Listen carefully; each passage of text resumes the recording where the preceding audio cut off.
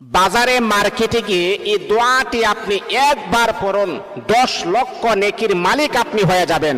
এমনকি আল্লাহ পাক রব্বুল আলামিন 10 লক্ষ গুনাহকে মাফ করে দিবেন, 10 লক্ষ সম্মানের অধিকারী আমার আল্লাহ আপনাকে বানায় দিবেন।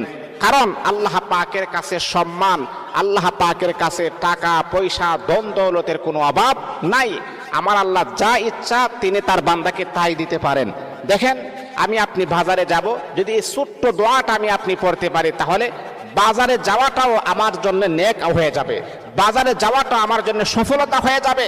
কারণ বাজার হচ্ছে সবচাইতে নিকৃষ্ট জায়গা। এই জায়গাতে যাওয়ার পর আমার আমল নামার ভিতরে নেক থাকবে, এর চাইতে সৌভাগ্যবান আর কি হতে পারে। এই জন্য এই দোয়াটি পড়বেন, লা ইলাহা ইল্লাল্লাহু ওয়াহদাহু লা শারীকা লাহু লাহুল মুলকু ওয়া লাহুল হামদু ইউহয়ি ওয়া ইউমীতু হাইয়ুল কাইয়্যুম বিয়াদিহিল খায়র ওয়া হুয়া আলা কুল্লি শাইইন কাদির।